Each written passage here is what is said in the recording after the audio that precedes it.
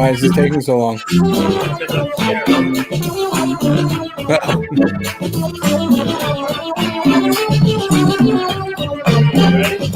Yeah.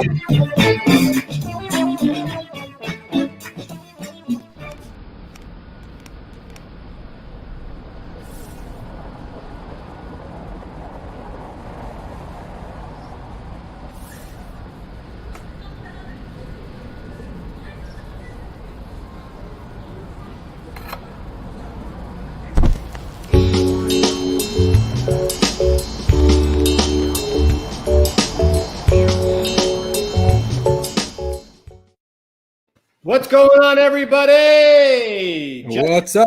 Here. Welcome to episode 3 of the DJs Guru live stream. I've got my co-host, Mr. Jason Just J Longobardo, with me tonight here from upstairs at the DJs Guru studio. I'm upstairs tonight, man. I couldn't even walk downstairs. That's how lazy I was. How you doing, my friend? I'm good. I'm happy my quarantine studio is finished. Yeah, last week you were, 2 weeks ago, I'm sorry, it's been going fast. Well, last week I didn't have any power. You pivoted into a gig and you came to us from your car, which was pretty cool. And this week you got everything set up, looking good, man. Very, very impressive. Thanks, man. We'll talk about that. I'm excited about tonight because I'm ready to learn some stuff about crossfaders. So let me tell you, as a person, and you make fun of me all you want, everybody out there, I've never really used a crossfader. I'm a house music guy. I've used the channel faders my whole career. Even when I do a quick mix, I still use the channel fader. For me, I've always kind of just been used to it. I have more control that way. It's just what I do, right? We're creatures of habit. What about you, Jay? I'm the same. I've always been, from when I started, I was a 19-inch rack mount guy, and I just enjoyed the channel faders opposed to a crossfader. And I'm not a scratch guy. I play hip hop, open format, everything, but it's more of a matter of comfort from when I was 14 until today. And what is happening with my YouTube video in the back? Okay, anyway. You know what I wonder? If the Hanson brothers used the crossfader. What do you think? I don't know, but I'm getting a commercial on my cool visual. They definitely use a crossfader.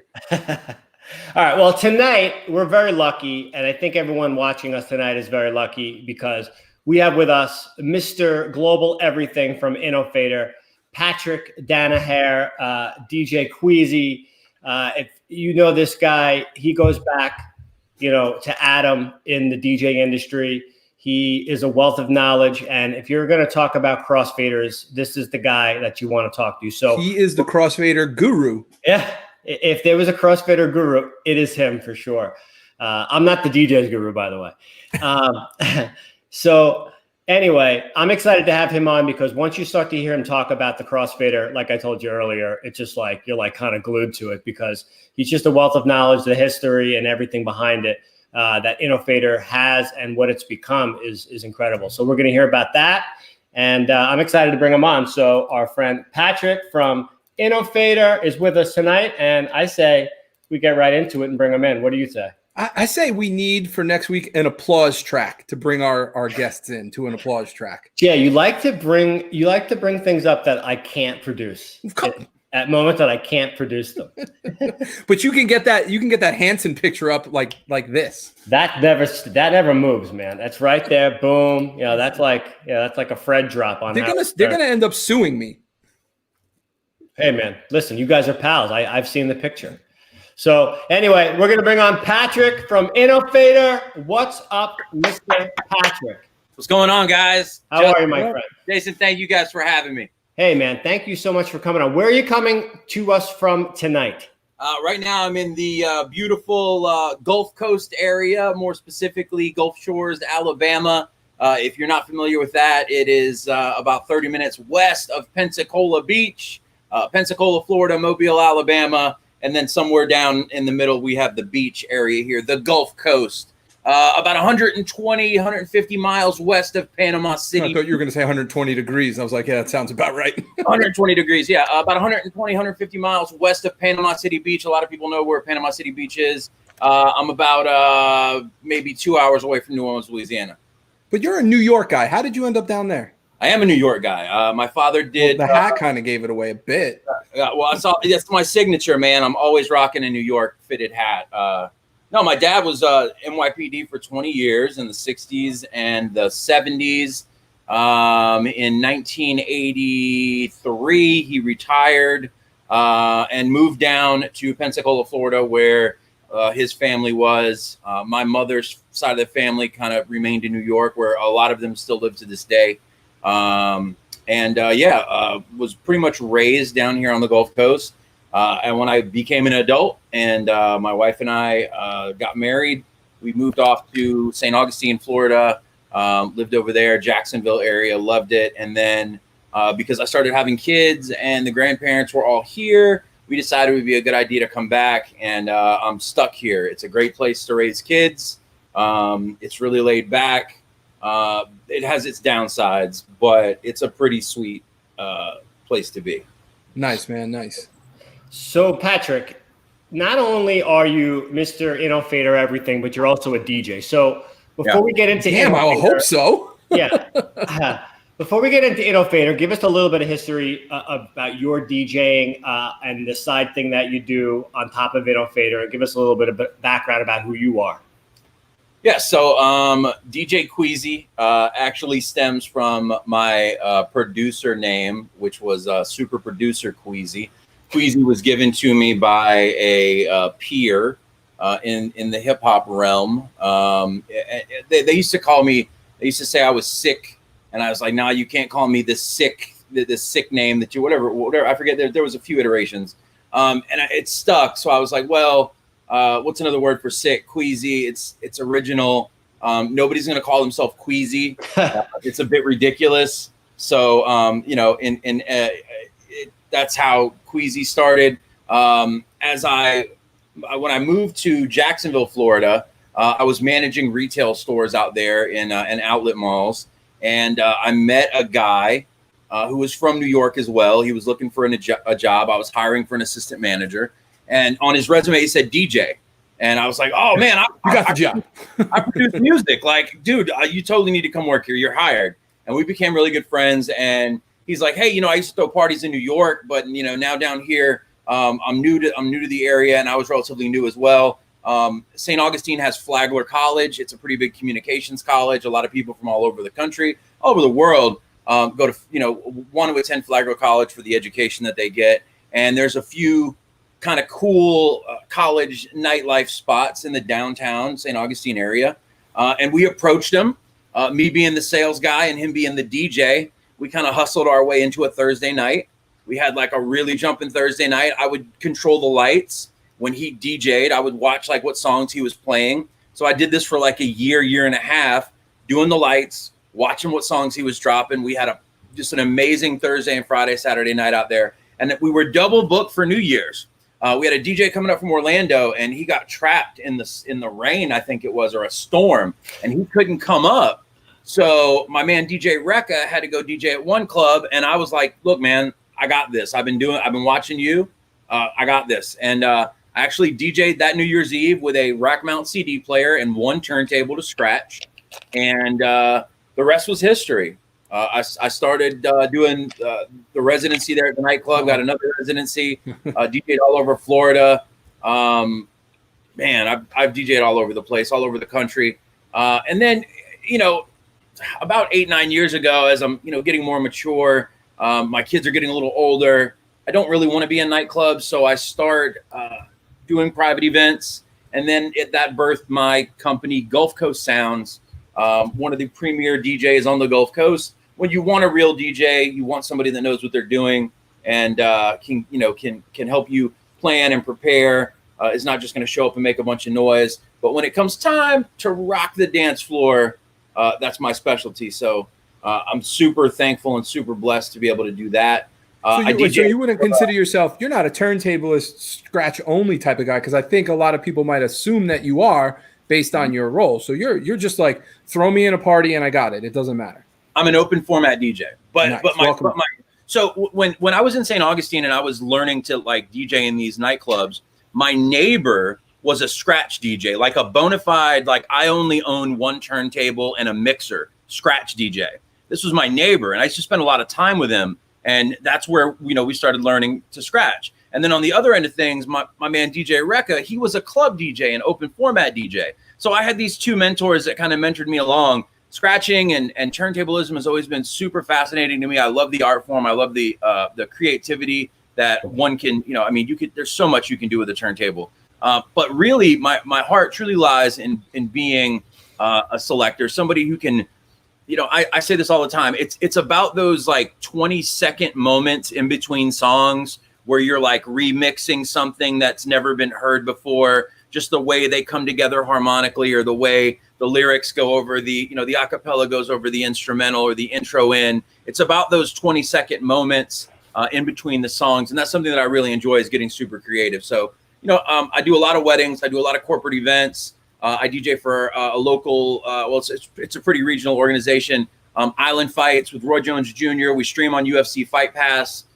We've got an event in Biloxi, Mississippi next month with Roy Jones Jr. Boxing. So that's super fun. I DJ for corporate clients. Any opportunity I get to do like, super hip hop focused stuff.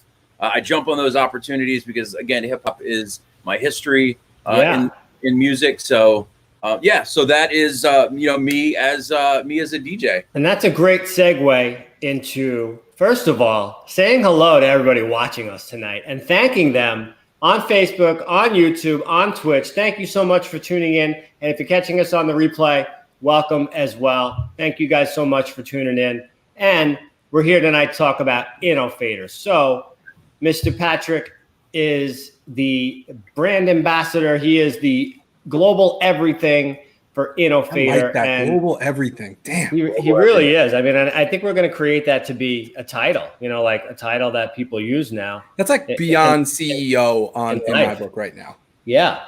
So welcome Innofader. It's a new brand for the DJs Guru family. We haven't discussed it before, and I'm really excited to kind of dive into it. So when I spoke with Patrick about setting this up, he tells a really great story about how Innofader came to be. And, if you don't know them, all they do is make crossfaders. That's it. It's their only. Don't make anything else. Just nothing else. Just crossfaders. So you have to figure they're pretty good. So tell us the Innofader origin story, Mr. Patrick.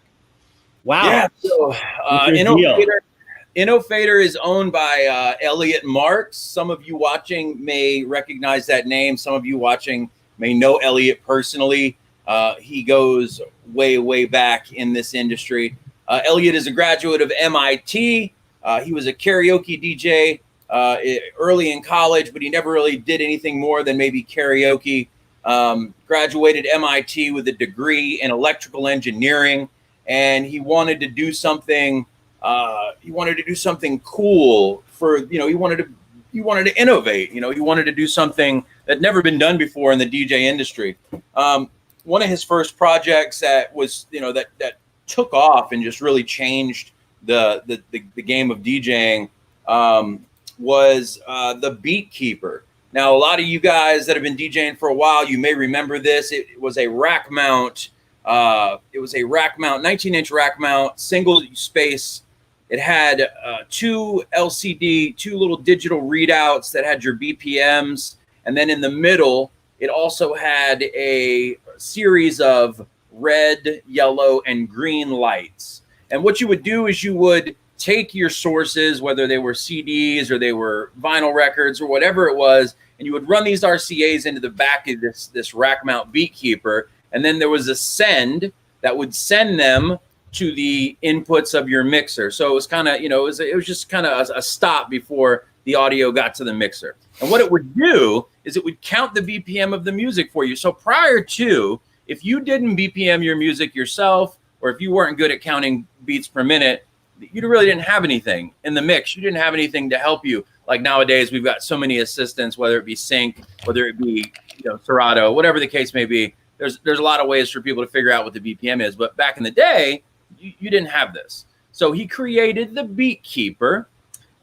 He was working with a few DJs here and there. A few people that worked in the industry were kind of helping him test it. Chris Roman, I believe at the time, was working for Newmark. He brought it to the head of Newmark, Jack O'Donnell, and I believe they made a deal for the Beat Keeper.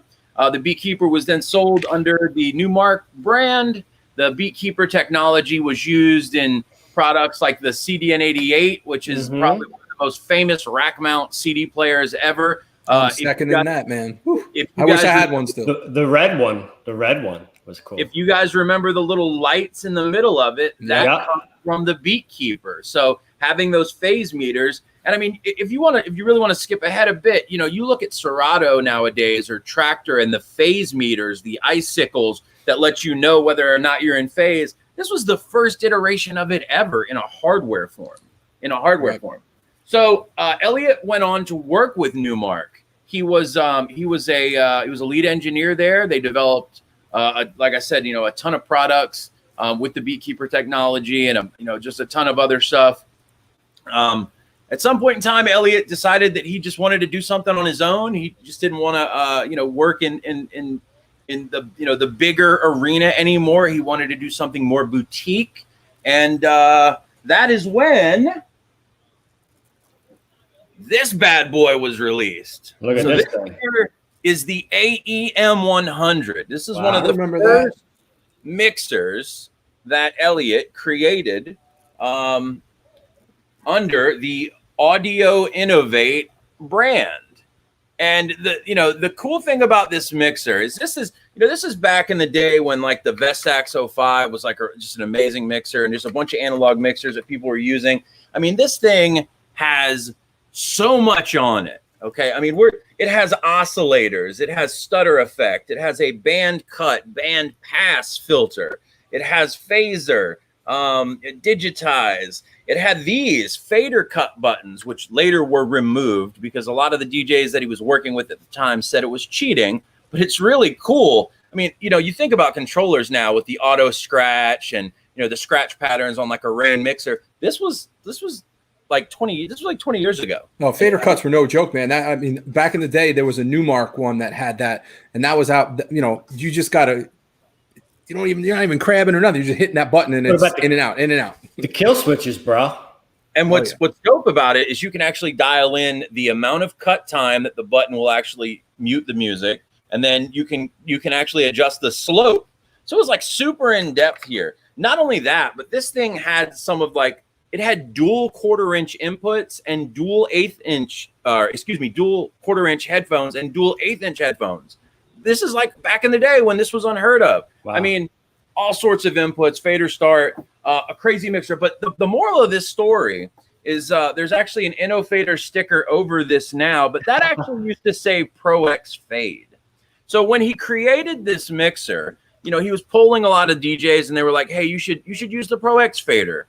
It's a really great fader for scratching. A lot of DJs like it." And he did. He used it in the first run of mixers. But the problem that he was getting from DJs was that the fader required a lot of maintenance. At the time, if you just used it a lot, it just needed maintenance. It would bleed. People were complaining. They were unhappy. So Elliot, he started getting into the boutique mixer business, and he was realizing, maybe this is a big thing.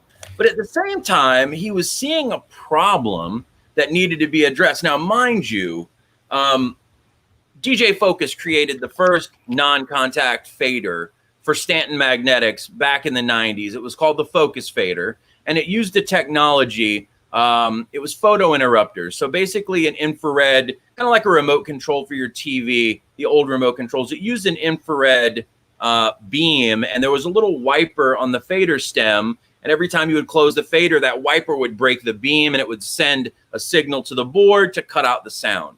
So a non-contact way fader, too complicated. a non-contact fader is not, we didn't invent the non-contact fader. We just took it to a whole different level. So that, the Focus Fader was in several Stanton mixers, the SK2F, the Craze mixer, I think it was the Stanton SK8, and there was the SK12, and there was a few. But those weren't available to everybody. You can only get them in the mixer. And a lot of DJs. Hold on a second. I was just going to say something like that because you said there was a problem back in the day. Now, in '99, I used to work at Sam Ash in the pro audio department, and one of the biggest problem was there was no non-OEM crossfaders available for DJs as an option that were breaking the ones on their mixer. So they would either have to track down the one that originally went in it, or they would buy like that. It was like the RSM 45 by Gemini. Yeah. And it was like in everybody's mixer that wasn't a Gemini because it fit, the contacts fit for some reason. And it was the only one that, from what I remember, you guys were the first to come out with one that would be on the shelf that you could just buy that didn't say Rain or Vestex or Gemini, and then it would fit in all the mixers available. Yeah, so that's exactly right. So the first iteration of the Innofader was created. Now this is actually a newer version, but this is the same size and pretty much similar to the original Innofader. It is, it's about 2.5 inches tall. It's about 1/2 inch, 3/4 inch thick. It's about 3.5, 4 inches wide. This thing is solid as a rock. I mean, this thing is just, and I mean, you can see there's just so much, and there's so much going on here. Now, the original version, to adapt it to as many mixers as possible, right out of the gate, it had this big, long adapter board with a bunch of different connectors on it. And you would have to plug, a plug from the fader to the adapter board, and then you would plug your mixer into it. And then you would use this heat shrink to make sure that it didn't short out in your mixer.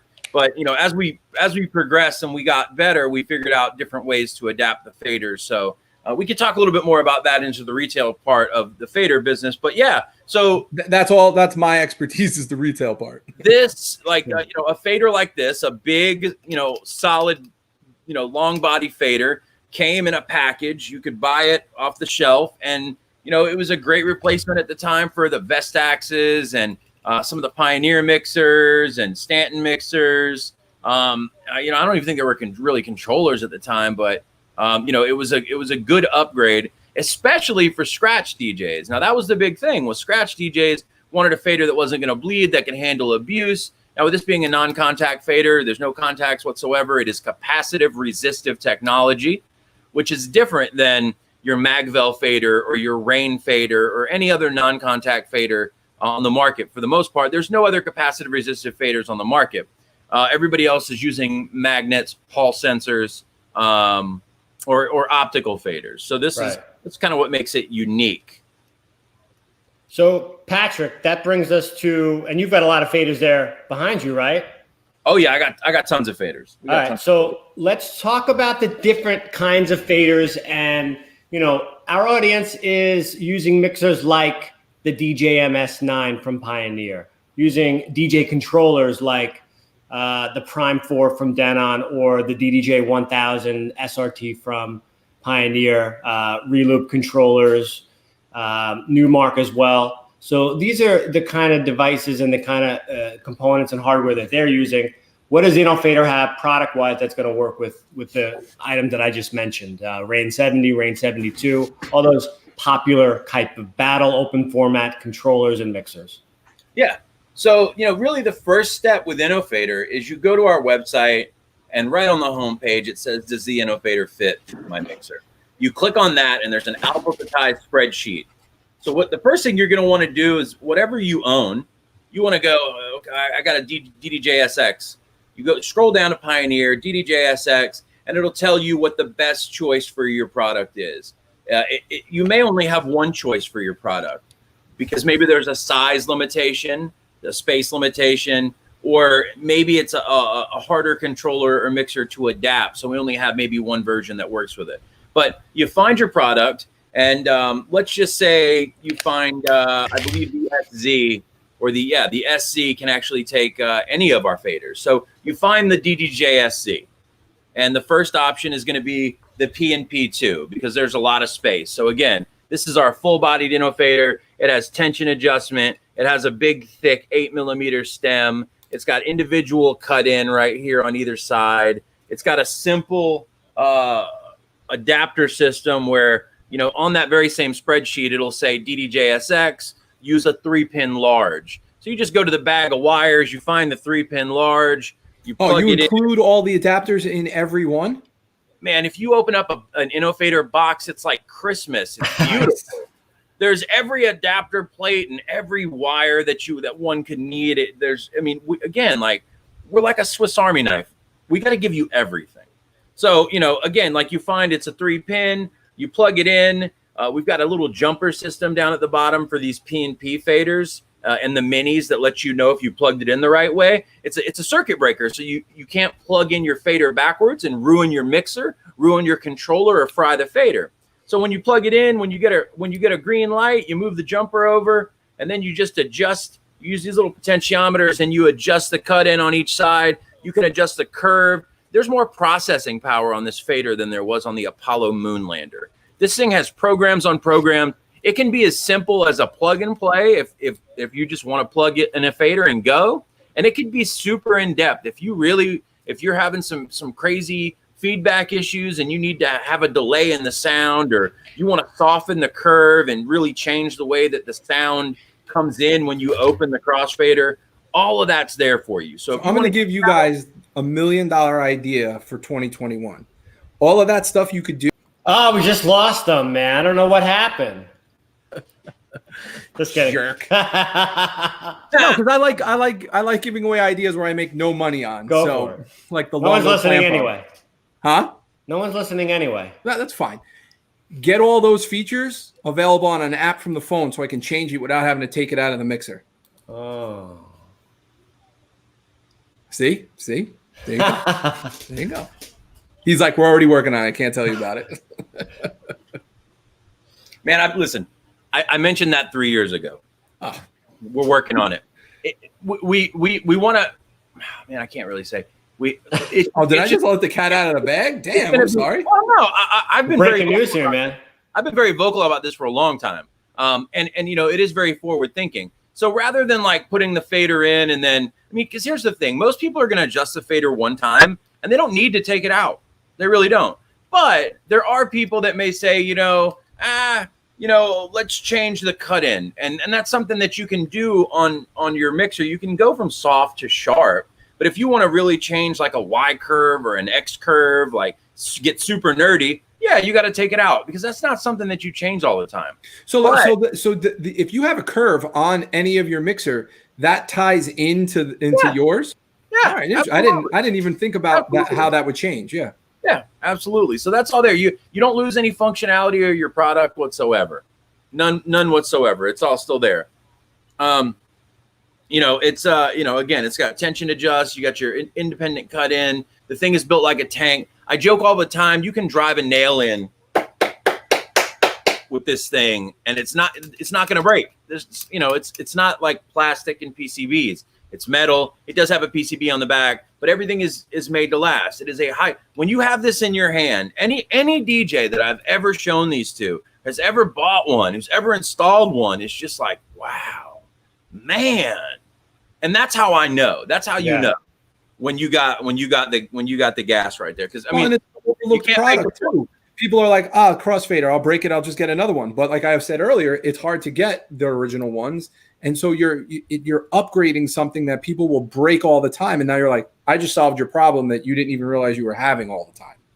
So let me tell you this. So one of the main reasons why people who aren't crossfader, like performance crossfader oriented people, one of the main reasons why they should upgrade their crossfader is customer service.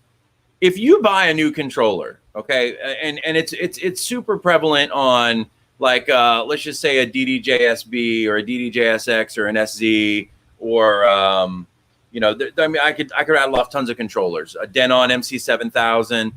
You know, those are contact faders. They're not non-contact. They're eventually going to get gunked up. They're eventually going to bleed.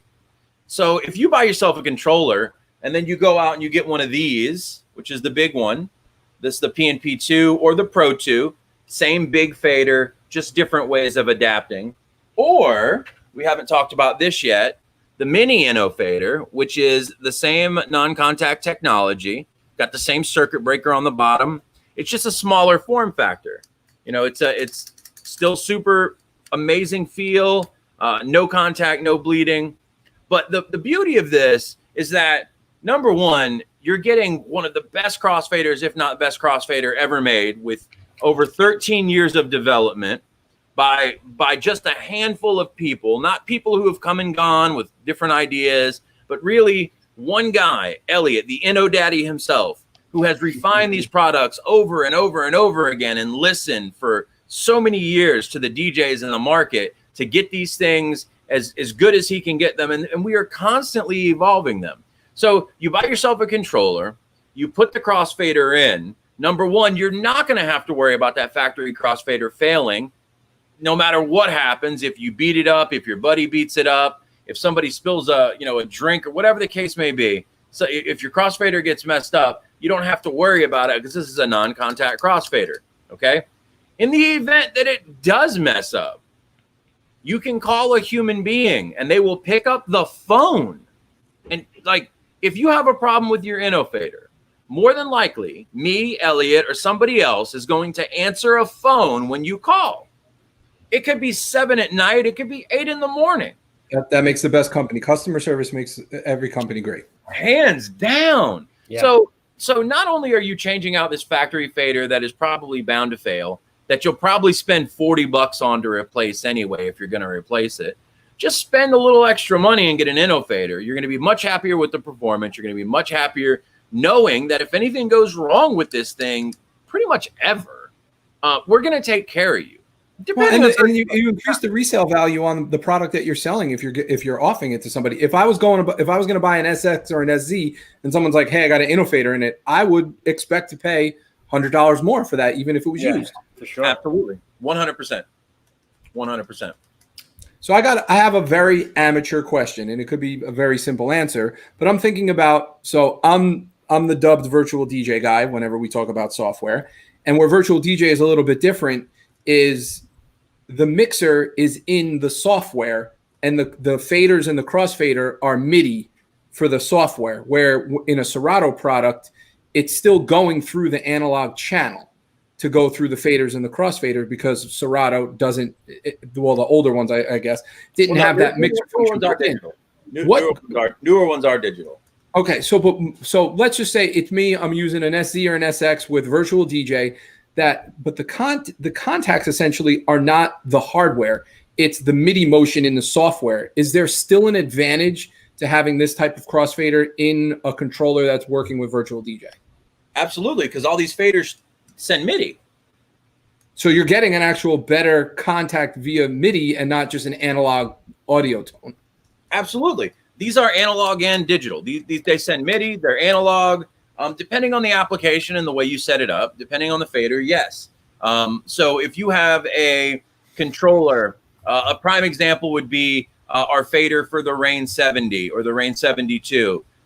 It is an analog VCA fader, but we have a special digital adapter. So there's a little chip on there that actually takes the information from the fader, communicates it to the brain of the Rain 70, and always knows exactly where the fader is in its travel, because that's the way that the fader, the Mag 4, the Mag 3 faders communicate with the Rain 70, is that there's not an analog signal. It's all digital. So right, but you see what I'm saying with virtual DJ, if I were to take the crossfader on the program and slide it over, even though the hardware is set in the middle, it's going to turn that signal on and off through the software. It's weird. That's why I brought it up. Okay, so what you're saying is if you're using a DDJ SZ with any fader in the SZ, and you go to your mouse pad or you use a mouse and you slide the virtual crossfader over, it's going to cut out the sound. Right. Yeah, I had the same argument with needles. So on any DVS platform, everyone's like, well, this is a better needle. And it's like, but it doesn't matter because it's not tracking the quality of the song, because the quality of the song is the MP3. So the needle, I'm like, why would I need a better needle for a DVS system if it's just triggering an MP3 file? Well, to answer your question in regards to MIDI, most of the time these faders have more steps of resolution than standard factory fader. Right. So, but now I'm not trying to downplay what it's doing, because it's in those scenarios, the DJs aren't going to use that crossfader to its full potential regardless. Yeah. I'm just looking at it as like, for me, I'm like, I want to upgrade all my faders now because of this. Now, I want to make sure that we're still that we still have people watching us at this point. So let's say hello to some of the people in the audience.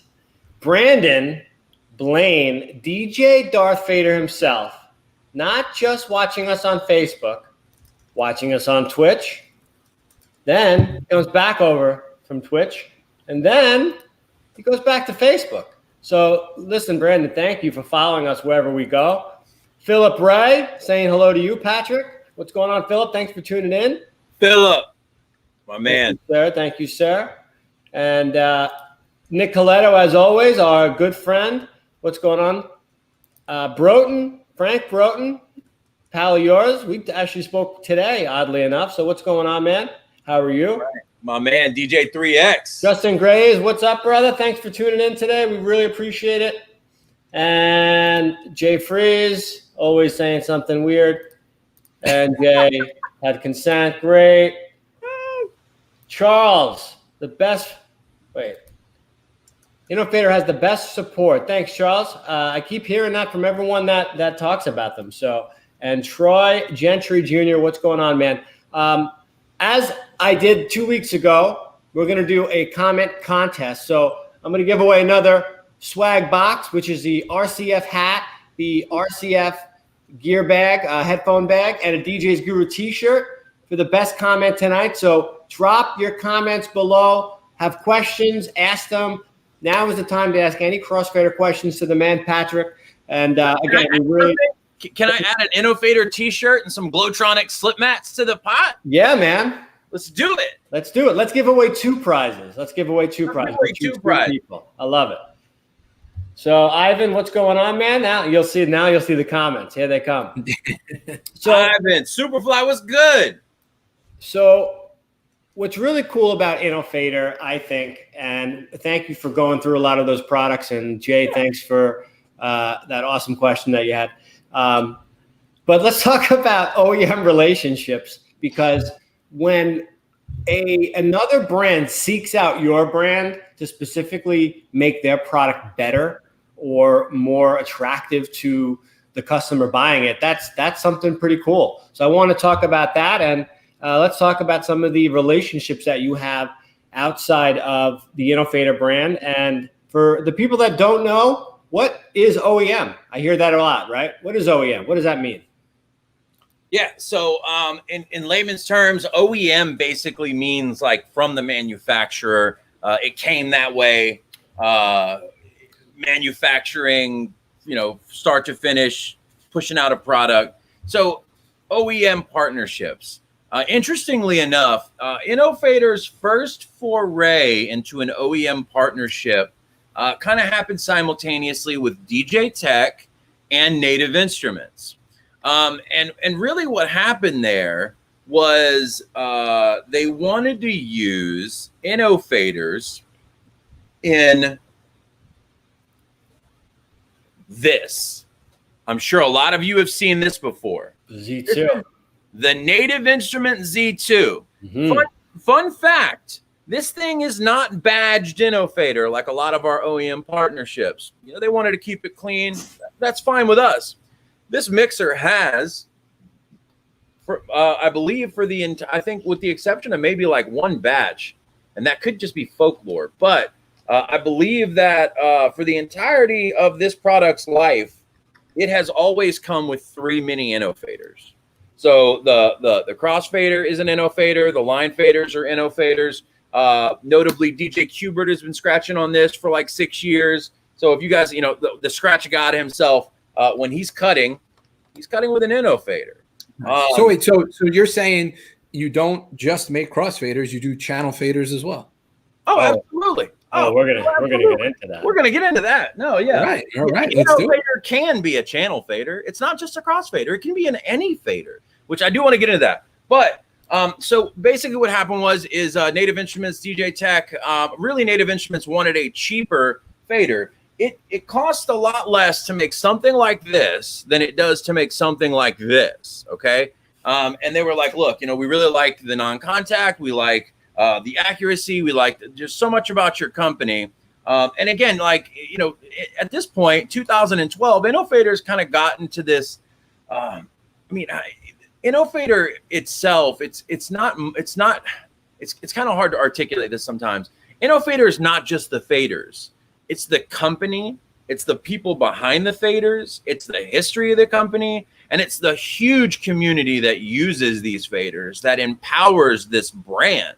It's not just the products. We don't just throw a bunch of money at something and kick it out to you and go have at it. You can't buy this. You can't buy the following and the loyalty and the word of mouth that we have. So, you know, in 2012. Oh, it's funny because we're running out of manufacturers that have that culture.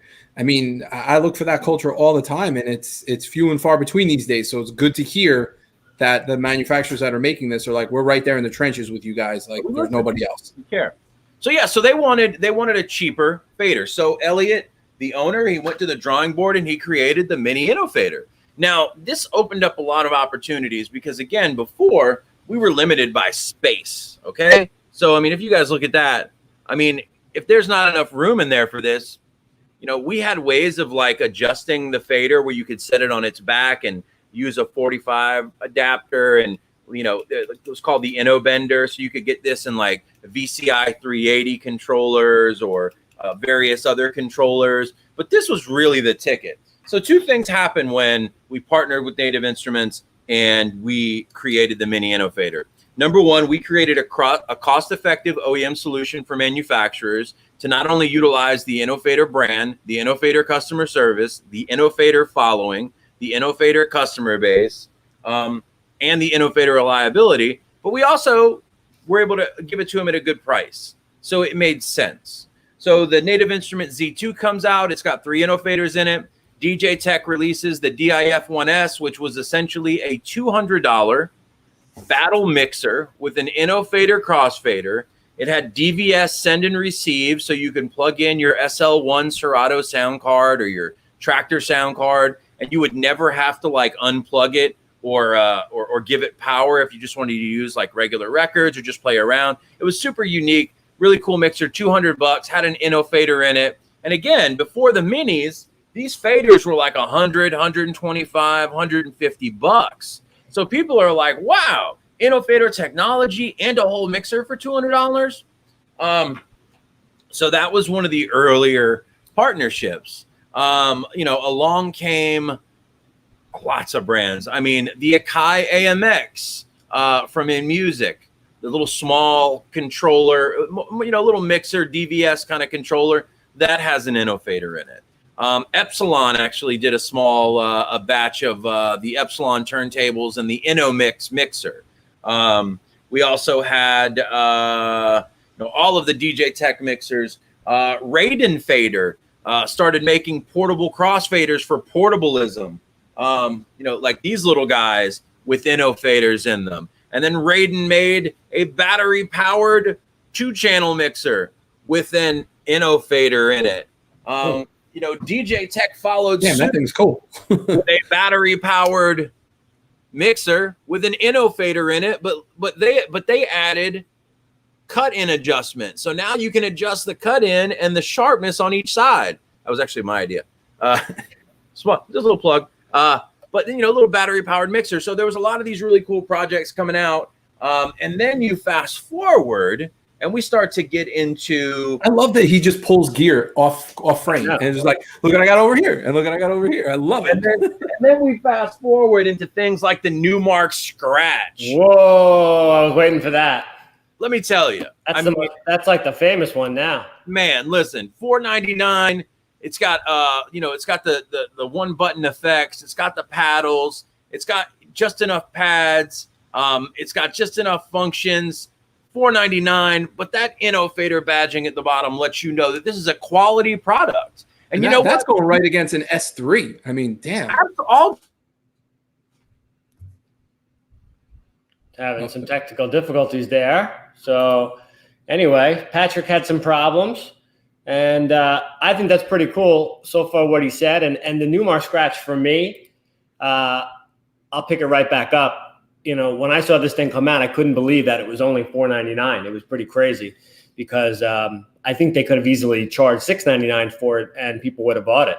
Right. It has like, I mean, you know, at $6.99, you're gonna get those. The haters are gonna come out and be like, I'm not spending $700 on a 2-channel Newmark. But I do have to give Newmark credit in this instance where you don't see a lot of these companies like Newmark or the lower end products coming out with gear like that that's not a controller.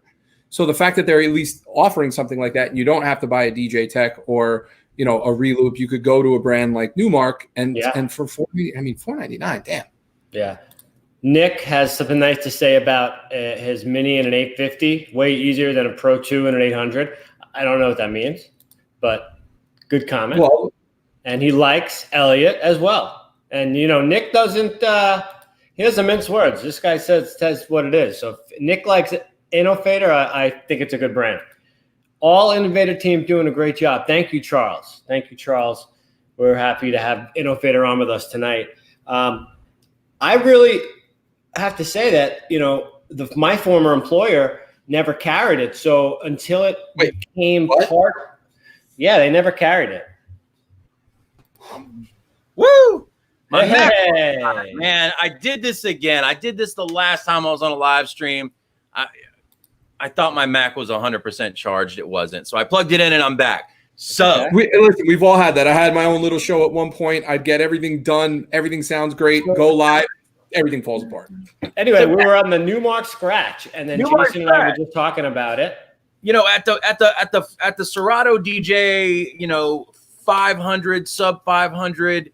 I mean, you know, the S3, you know, it doesn't have MIDI functions. It's a good mixer, but it doesn't have MIDI functions. You need some sort of outboard gear, which it has a booth output, right? It has I think it has a booth output. It has XLR mains, and it has a booth. So, I mean, it really gives you unless you're going to really go crazy, it gives you almost everything you're going to need as a scratching DJ. And if you're going to start as a scratching DJ, I would say this is the minimum that you should buy, because otherwise you're not going to have all the tools and bells and whistles that you need to do some of the routines that you see on social media and on YouTube and things like that. So I always recommend the Scratch from Newmark as an entryway into the scratching world, into the turntablist for sure. But listen, even for non-scratch DJs, the fader's never going to crap out on you. It's never, you know, and if it does, you pick up the phone. What happens when we put our badging on that product, on that Newmark product? The phone's not going to ring at Newmark. I mean, it can, but most people will reach out to Innofader. And if you call me and you say, hey, Pat, I got a Newmark Scratch, something's kind of funky with this fader. Listen, they're electronics. Things do happen. Man, I'm gonna priority mail you another one. You'll be up and running in 2 days. That's just how it goes.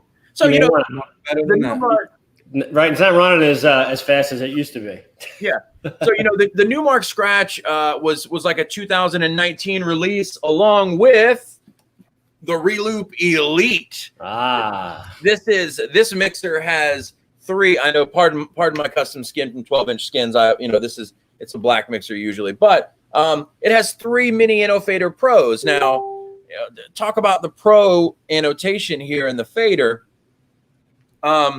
Originally, when we were doing OEM faders, like with the with the Native Instruments Z2, the Akai AMX, the DJ Tech mixers, the early ones, and even the Newmark Scratch, these faders weren't adjustable like our retail faders are.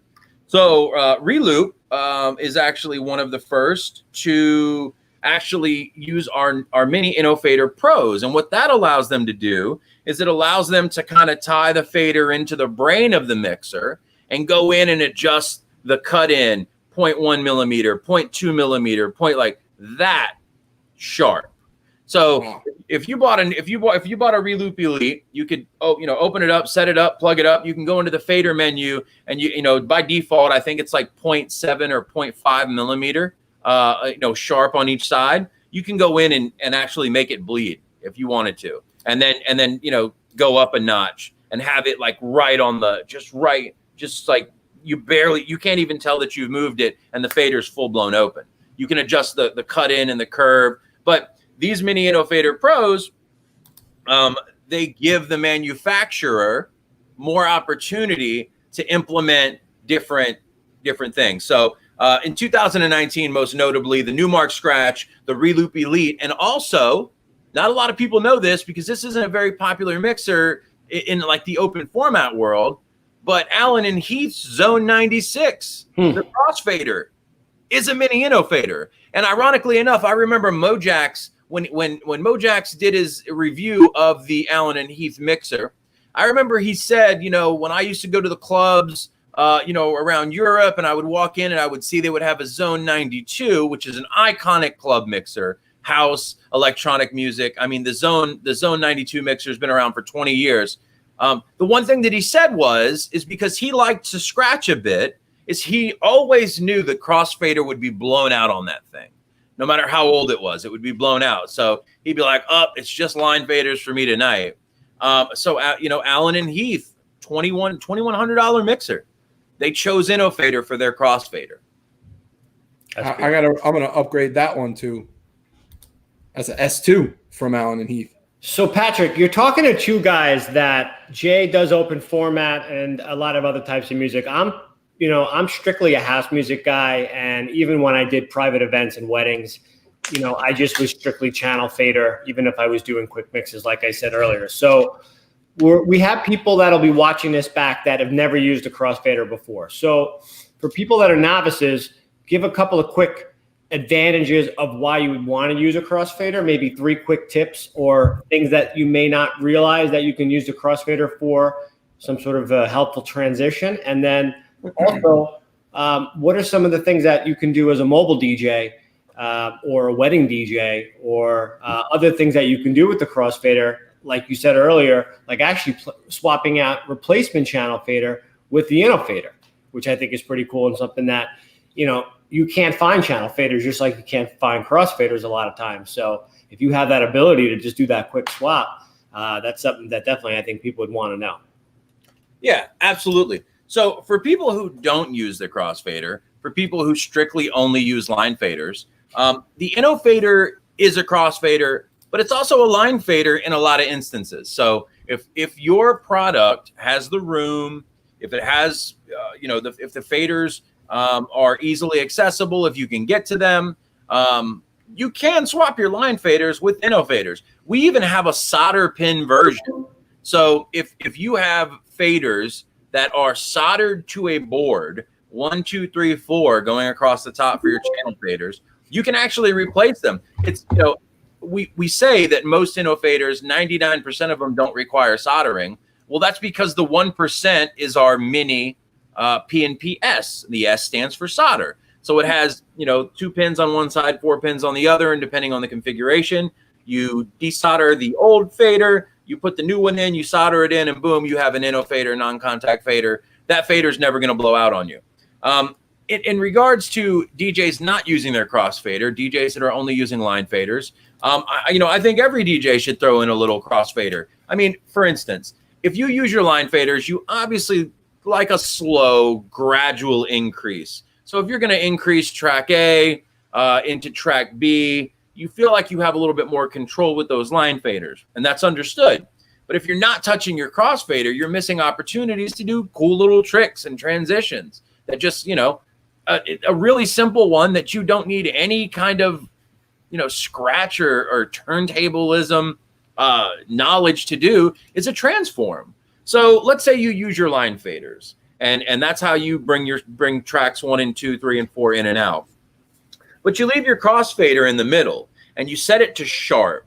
So as soon as you open it, everything's full volume, right? So let's say you're transitioning, you're just about to get out of that track that's about to wind down, and you grab your crossfader and you go dun, dun, dun, dun, and you syncopate a little transform. Dun, dun, dun, dun, dun, dun, dun, dun, dun. That's it. Boom.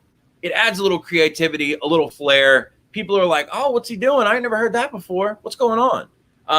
So there's so many things you could do. You could set the crossfader curve to soft, and you can actually just blend with it. I mean, guys who are used to doing the line fader, maybe you don't want to replace the line faders in your mixer. That's fine. Don't use them and abuse them. Just leave them open. Use your crossfader and use a more sloped, gentle curve and go from one side to the next.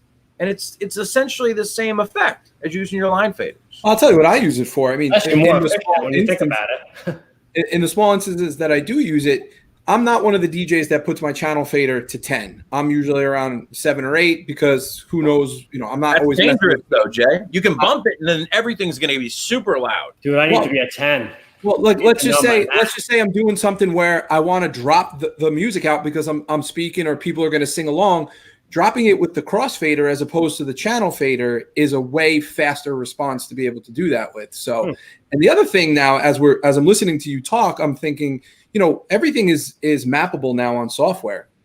Map your crossfader to do something that there's not a button on your mixer to do. Whether maybe it's increasing, like if you have a flange effect, you could increase or decrease the dry wet on a flange or something with the crossfader. Just map it to do something else. You absolutely can. You are absolutely right. I'm going to do that this weekend. Not that I have a gig or anything, but Jay, I want to get a quick video of you of Jay crossfader bloopers. Can we get something like that going this weekend? I'm going to ask you for something awkward and something that you can't produce. A crossfader bloopers? Like, Do you want me to have a career in 2021 again or no? Like, that's good stuff. So what else? What else can we tell the people out there? Next? Well, what about, and is there anything else that we can tell people not using it? Like, hey, you should be using it because of this, and like the light bulb will go off. Like what you just said, almost as a talkover, is actually pretty interesting use for the crossfader. If you do, you put it to not sharp, you put it to the other one. Smooth. Contour, smooth, yeah. Yeah, a more gradual slope. Yeah, absolutely. I like it. All right. Yeah, because the track that you're playing is going to go back to the original volume, where if you cut out your channel fader and you're at 7, but you put it back up to 8 or 9, and now your volume is blasting versus where it was before. Cut it out with the crossfader. Listen, I tell a lot of guys like this. If you go to Chevrolet and you go to buy a new car, okay, that new car is going to have a warranty on it.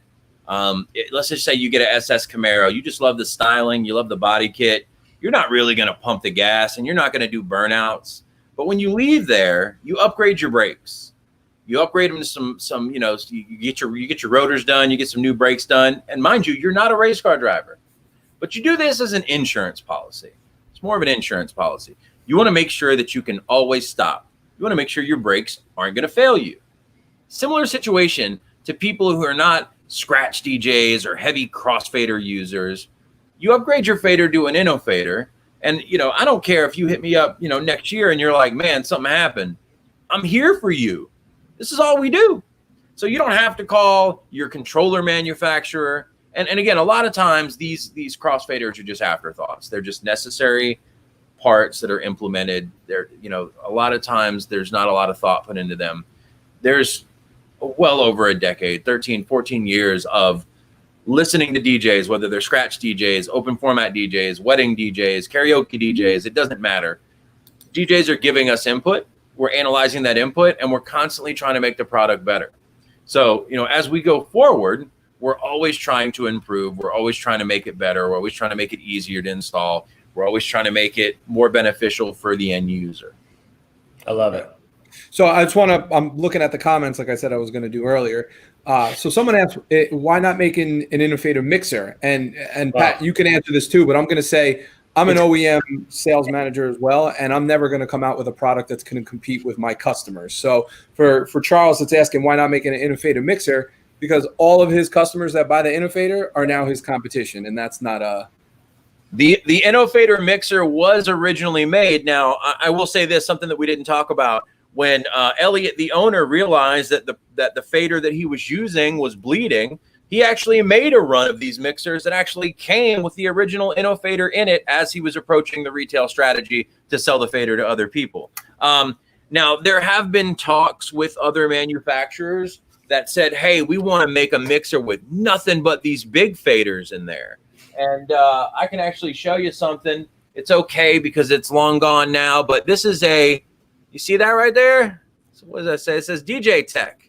Ah, There's not a lot of potentiometers on the bottom. Okay. You know why? Because we were going to take and we were going to put 3 of these full body faders and we were going to call it the DIF Pro. We were going to set that out there as like the first ever mixer to come with the Big Dog Pro faders. It just never happened. The people moved around. We didn't have the right people in place. DJ Tech, the parent company, they make loudspeakers. They do a bunch of other stuff. The scratch mixers and the 2-channel mixers, they just kind of lost their focus and their drive there. So that never happened. But, if you think about it today, the Newmark Scratch is an Innofader mixer. It's got an Innofader in it, and it's got it wears the Innofader badging. And a lot of times people are going to buy that mixer because it has the Innofader badging on it. It represents quality. But it's like an AMG Mercedes. Yeah, exactly. So, in regards to us going out and creating our own mixer, we're at a point where we want to service our customers that have our aftermarket faders that they purchase from Rock and Soul or AGI Pro or your favorite DJ store, Guitar Center, Sweetwater, wherever that may be. And wherever you shop for DJ gear, more than likely you'll find Innofaders. I try to, I tell people it's like the guitar string of the DJ world. Everybody needs them. Everybody needs to stock them. There's going to be DJs who break their fader. They need a replacement quick. They got a gig. And then there's going to be people that want to upgrade those strings on that guitar to get some nylon strings and maybe get a different sound. And that's where the performance mod kind of comes into play. But yeah, so I forget where I was going with this. But Innofader, to say that we would make a mixer, yeah, there's just way too many. Let me tell you what's unique about Innofader. You're too down the we just do crossfader road, man. Yeah. No, here's the thing. Now. Here's what's really cool about Innofader, and I tell people this all the time. It's really an amazing position. Brand A isn't going to work with brand B. They both sell 2-channel mixers, okay? But brand A will work with Innofader, and brand B will work with Innofader. So that allows me and the team to kind of do what we want. We can work with everybody because that's the nature of our product. Our product is compatibility, and we want compatibility, from an electrical engineering standpoint. We want to be able to be compatible with a controller or a mixer, but we also want to be compatible with the people because, again, a lot of what Innofader is about the people, and that's what drives us. So being able to partner with Reloop on a project and work on something and put it together, and then being able to go and partner with Newmark on a project and being able to partner with another brand on a project, that's a really unique spot. And there's not a lot of people in this industry who have that luxury. That's very true. We wouldn't want to make a mixer. It would unravel years of work. Yeah. Hey, we got a question from Ivan.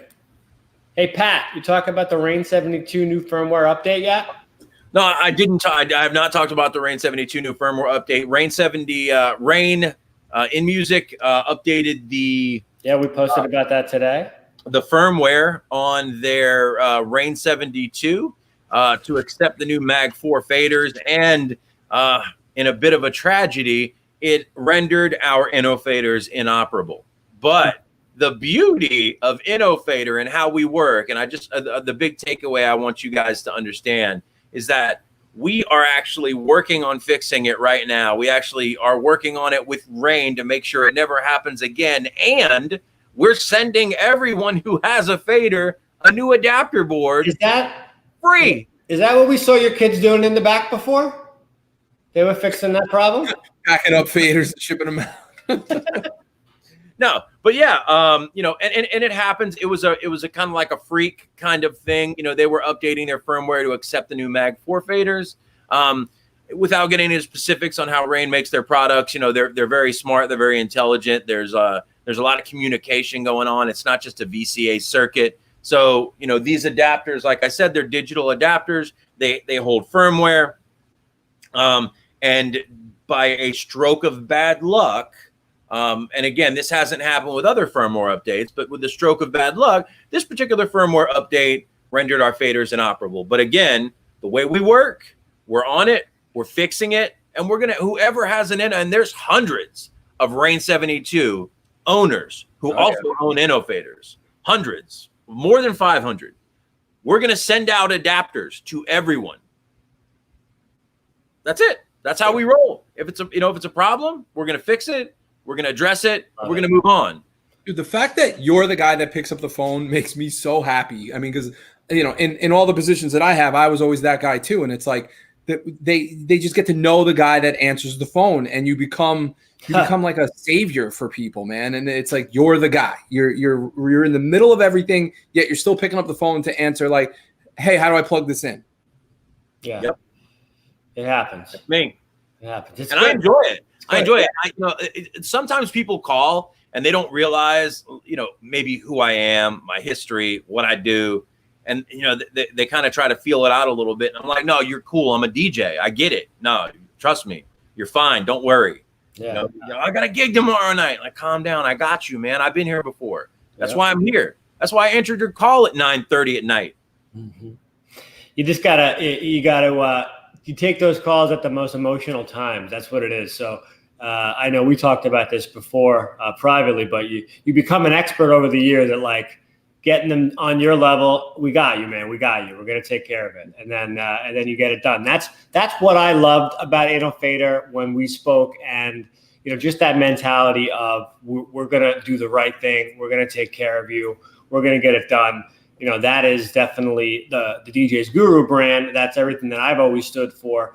Anyone that's ever done anything with me business-wise knows I'm going to do everything I can to make it happen. And I see that with Innofader. I know Just Jason does the same thing. I mean, we would have a ton of reps, and Jay would be the guy that I'd see all the time. He'd be the guy that we'd hear back from all the time. So, you know, it's nice to be able to be on the stream here with like-minded people. So I got a question for you, Pat. Since you're a manufacturer and we're right now missing DJ Expo right now, which it's like, oh yeah, it's a bummer for all of us. That's the beginning. And you know, I got the email the other day that NAMM was canceled. I mean, you know, we hang out at NAMM, we see you at DJ Expo. As a manufacturer, I mean, we're all upset, but do you agree that it's the right thing to do by pushing off these shows and stuff like that? So let me tell you two things. These are the two things I want everybody to take away from this. Number one, taking 100,000 people from all over the world. Yeah, you can't. You got to make that move fast. You can't do that in 4 days. Dude, coronavirus came from NAMM. Nah, That's where it was from. It wasn't from China. It was from NAMM. They had to make a decision like now. You know, they really did. It's too big of a show. Options. They talked about maybe like a hybrid show, maybe limiting attendance. They talked about, you know, what would happen if we didn't have a NAMM show, which I think it's like the first NAMM, like the first skipping of a year in like 55 years. Here's the thing. The industry will not slow down for me, you, or anybody else. No. Everyone else is going to keep going full steam ahead. So if you missed the NAMM this year, the industry kept going. And if you weren't there because you wanted a break or you needed a break, then you're SOL. But this is a rare opportunity for all of us to not have to worry about the financial burden, the physical, burden on your body, the lack of sleep, the sore feet, I do DJ Expo, I do NAMM, and like my brain is fried for weeks. I'm trying to figure out like, what did we talk about? Yeah. I'm going through notes and following up for a month. Okay. For us to not have to do NAMM this year. Yes, I miss my friends. Yes, I miss my DJ social that I started with a great group of people. Yes, I miss having a booth and exhibiting and seeing all these people from all over the world that I might only see or speak to at NAMM. At the end of the day, this is a rare opportunity for all of us to not have to focus those finances, resources, time, and effort on this trade show for 10, 8, 7 days, whatever it may be, your commitment to the show, going all the way to Anaheim, setting up a booth, talking for 4 days straight, and then coming home totally beat. It's an even playing field. Everybody loses that marketing opportunity. So you know what's going to happen is we're not going to do Expo. We're not going to do NAMM. Everyone's going to focus on making their best products, their best service, whatever it is that they're doing for the industry. We're going to come back around and we're going to be appreciative and grateful that we're back next year, and we're going to come back harder than ever. Yeah, I hope that's for parties too. Appreciative and grateful and harder than ever for our parties, man. So trade shows and parties. Yeah, definitely. I think it's all going to come back. It's all going to come back. Listen, alcohol was banned for how long? It all came back. It all came back. Don't you worry. Don't you worry. Guys, we're running over time here. So, I just want to kind of reel it back in and kind of go through some final thoughts here. So, first of all, Patrick, DJ Queazy, Mr. Innofader, thank you so much for coming on today. We really appreciate you getting us educated on the Innofader brand, on the crossfader itself, and some of the things that you can and can't do with it. It was really interesting hearing about the background and learning about you, and I look forward to having you back on again at some point. Do you have any final words? Anything else you want to say to our audience tonight? Jay, any more questions? I'm good. Listen, no. Thank you guys for having me on. Number one, Justin, Jason, I really appreciate being here on the DJs Guru. I know both of you guys are highly respected in what you do, so it's an honor to be here and to sit here with you guys on episode 3 of the DJs Guru.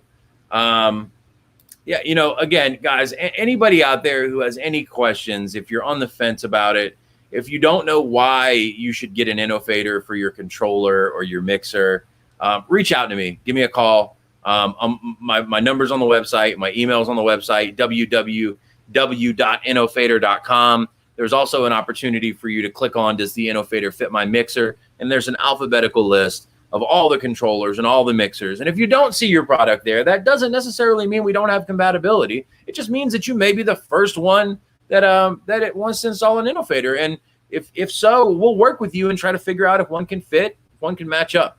So I appreciate the opportunity to sit with you guys tonight and talk about all things DJ. It's really, I love what I do. I'm super thankful to be working in the industry in this capacity. I love the relationships that I've built. And I just love my industry.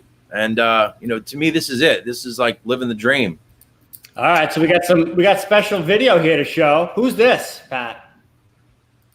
That's actually at Scratch DJ Academy in Miami. That'd be DJ Queazy cutting it up. This was back in Winter Music Conference 2014, maybe 2015, I think. This was at Scratch Summit at Scratch DJ Academy Miami. Shout out to DJ Immortal, DMC US champion. Maybe world champion, DJ Wonton, Mixmaster Mike, Tony Touch. There was a lot of great people there. Buck Rogers, Almighty Scratcher, a lot of really awesome brands. And this is, again, just part of what I do, just linking up with different brands. One of the things that I personally love to do is to get brands together and all support and kind of give back, do something cool for the community. So any opportunity that I can give back and do something cool for the community, I'm totally there. Love it. Yeah, man. All right, man. Well, Patrick, thank you so much. This was good, man. This was really good. I had a good time. Hope you did. We appreciate you coming on. Jason, you have any final thoughts? We need to talk. I gotta get one in here. I just have to have it, man. I mean, this is my mixer that I use. And what about the Rain Empath? And now I got to put the crossfader, an Innofader. Do we have one for Eric? You got to put one in the empath, man.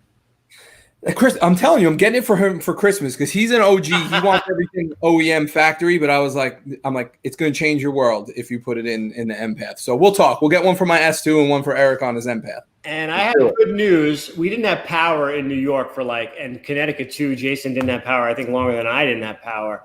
But I didn't have it for almost 5 days. Jason didn't have it for like a week. And I had an OBS and a Twitch Get Geeky forum that I was doing last Friday with Techno Dad and Mr. DJ Darth Fader. I mean, this guy's got apparel now. I mean, it's getting crazy what this guy's doing. But we're going to be doing like a soup to nuts specific forum on how to DJ to Twitch using OBS and literally going behind the scenes. If you've seen what Darth Vader has done, he's got this green screen set up. He's created these scenes and sets through OBS. He's going to show everybody how he does it. He has some graphic design background as well, so he has an advantage in that regard. But we're going to go through that. Techno Dad has built a YouTube subscriber list of like 80,000 people in a couple of years. He has a huge Twitch following. He's also very, very big with the camera side of things. So we're going to talk about all of that type of stuff for live streaming, but specifically for OBS and Twitch. So that's going to be next Wednesday at 3 o'clock, always streaming on Facebook, Twitch, and YouTube. And, of course, you can always check it back on the replay. So just want to let everybody know. Again next week. I'll be up in Lake George with my computer. So all right. Well, yeah. We only get you every other week. Unfortunately, I wish I could have you. Whatever you want. Okay. Sometimes you jump. If I'm lucky, sometimes you jump on late. But anyway, everyone out there watching on Facebook, YouTube, Twitch, thank you so much for tuning in tonight. We hope you got something out of this. We hope you got some nuggets to take home with you. Definitely check out Innofader.com. If you are looking at that mixer and it looks beat up, that crossfader, it's time to get yourself an Innofader. Check them out. Patrick, thank you. Jason, thank you. And we'll see you soon. All right, guys? Peace. Peace. Take care.